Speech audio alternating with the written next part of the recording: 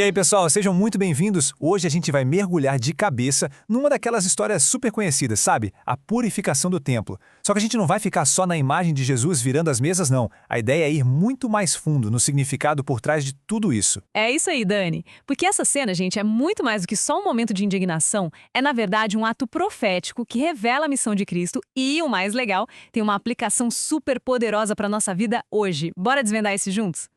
Então, para a gente entender o peso do que aconteceu, a gente precisa voltar no tempo. Séculos antes, na verdade. Já existia essa profecia de Malaquias, super conhecida na época, que criava uma expectativa assim gigantesca pela chegada do Messias. Exatamente. Ou seja, a chegada de Jesus ali no templo não foi do nada, não foi um impulso. Foi, na verdade, o cumprimento de uma promessa muito antiga. Pensem só, o Senhor que todo mundo esperava, de repente aparece no seu próprio templo.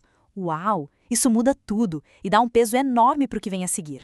Ok, então vamos tentar imaginar a cena. Jesus está chegando em Jerusalém bem na semana da Páscoa. A cidade, gente, estava um formigueiro, lotada, um clima de fervor religioso misturado com uma expectativa nacional, assim, no ar.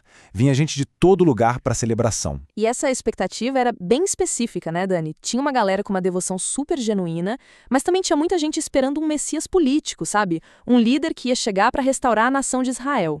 E Jesus, claro, sabia que essa esperança toda partia de um grande mal-entendido. E aí, quando ele entra no pátio externo do templo, a cena é chocante. Aquele lugar que deveria ser um espaço de oração para todo mundo de todas as nações tinha virado literalmente um mercado. Uma feira barulhenta, um caos. E o pior, não era um mercado qualquer, né? Era um verdadeiro sistema de exploração, super organizado. Tudo disfarçado de, estamos ajudando os peregrinos. Mas, na real, o que era para ser adoração estava virando uma máquina de fazer dinheiro para uma minoria. Era um esquema completo mesmo. Pensa na galera que viajava dias, vinha de muito longe, eles eram basicamente forçados a comprar os animais ali por preços absurdos e ainda tinham que trocar o dinheiro por uma moeda específica do templo, pagando taxas altíssimas. E para completar, os próprios sacerdotes estavam levando uma parte desse lucro. Nossa, é revoltante só de pensar. Tenta imaginar os sons daquele lugar, o barulho das moedas, os animais, as pessoas discutindo o preço, um caos total que simplesmente destruía a paz de um lugar que era para ser sagrado, de reflexão. E os mais pobres, os doentes, completamente ignorados no meio daquela confusão toda. E é bem nesse ponto que o clima muda completamente. Jesus observa aquilo tudo, em silêncio, e o rosto dele vai se transformando. Sabe, uma expressão de indignação, de autoridade, um poder tão grande que fez todo mundo em volta parar só para olhar para ele. E isso é um ponto-chave. Não era uma raiva descontrolada, sabe? Era um zelo profundo pela santidade da casa do pai dele. Tanto que os discípulos depois lembraram daquela passagem, o zelo da tua casa me consumiu. Era um amor que protege, em ação. E aí, no meio daquele barulho todo, a voz dele corta o ar. Uma voz clara, firme, que ecoa pelo pátio inteiro. E, de repente, um silêncio. Todo mundo para. Tirai daqui estes, e não façais da casa de meu pai casa de venda. Nossa, a autoridade nessas palavras é algo impressionante. Ele não está pedindo por favor, ele está dando uma ordem. E quando ele fala casa de meu pai, ele está deixando muito claro quem ele é e qual a relação dele com Deus. Ninguém mais ali poderia dizer isso. E a ação que vem em seguida é super rápida e decisiva. Ele pega umas cordas que estavam no chão, faz um chicote simples e começa a agir. E é importante dizer que, segundo a fonte, aquele chicote era muito mais um símbolo de autoridade do que uma arma para machucar. Com certeza. E o mais impressionante é a reação das pessoas. Uma multidão de vendedores, guardas, até gente importante do templo, todo mundo sai correndo, em pânico, de um homem só. O medo não era do chicote, gente, era da autoridade divina que eles viram nele naquele momento. Aí depois que a confusão passa e a poeira baixa, os sacerdotes e os líderes religiosos voltam. Mas eles não voltam arrependidos, de jeito nenhum. Eles voltam para desafiar Jesus, querendo saber com que autoridade você fez isso. A postura deles é totalmente na defensiva, né? Eles estavam furiosos. Por quê? Porque Jesus atrapalhou o negócio lucrativo deles e feriu o orgulho de quem mandava ali. A preocupação deles não era com a santidade do lugar, era com o poder e o bolso deles.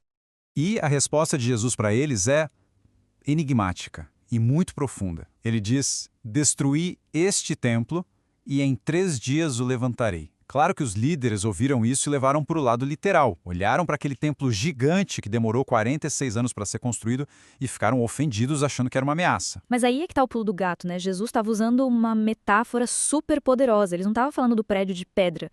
Ele estava falando do templo do seu próprio corpo. Era uma profecia sobre a sua morte e, o mais importante, sobre a sua ressurreição. Um evento que ia tornar todo aquele sistema de sacrifícios do templo físico obsoleto. E é exatamente aqui que a história dá um salto gigantesco. O foco deixa de ser o prédio, lá em Jerusalém, e passa a ser uma realidade espiritual dentro de cada pessoa. Exatamente, porque o grande plano de Deus desde sempre nunca foi morar em templos feitos de pedra. A ideia era que cada ser humano se tornasse um templo vivo, uma casa para o próprio Criador. O apóstolo Paulo, mais pra frente, deixa isso super claro. Aquela purificação do templo físico foi, na verdade, uma demonstração, uma encenação de uma missão muito maior. A purificação do templo da alma de cada um. Perfeito. A missão de Jesus era, então, limpar o coração da gente desse comércio do pecado, sabe? Dos desejos egoístas, dos maus hábitos, de tudo aquilo que corrompe a gente por dentro. Ele veio para restaurar o nosso coração como um lugar sagrado.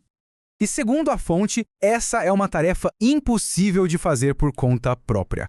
Ninguém consegue, sozinho, expulsar essa bagunça toda que às vezes toma conta do coração. Para isso, é preciso da intervenção de Cristo. E aqui tem um detalhe que eu acho maravilhoso que o texto aponta. Ele não arromba a porta. Diferente do que ele fez lá no templo, no nosso coração ele diz, eis que estou à porta e bato. Ele espera ser convidado para entrar, para limpar tudo e para morar. E essa é a grande reflexão que essa história deixa para a gente hoje. Se a gente olhar para dentro, que tipo de comércio, que tipo de bagunça de pensamentos, de hábitos, o que está ocupando o espaço que deveria ser sagrado? No fim das contas, essa história toda é um grande convite. Um convite para a gente deixar que essa mesma presença que purifica entre no nosso coração, arrume a casa e o transforme de novo num lugar de paz e de santidade. Bom, é isso. A purificação do templo acaba se mostrando não só um evento histórico, mas um convite que vale para hoje, um convite para uma transformação interior. Esperemos que esta nossa conversa tenha trazido uma luz nova para essa passagem tão forte. É isso aí, fica a pergunta, né? Como é que a gente está cuidando do nosso templo interior? Pessoal, muito obrigada por acompanharem a gente em mais essa reflexão. A gente se vê na próxima. Tchau, tchau. Se esse resumo do capítulo de hoje facilitou sua vida, que tal nos ajudar a continuar? O link do nosso Apoia-se está aqui na descrição.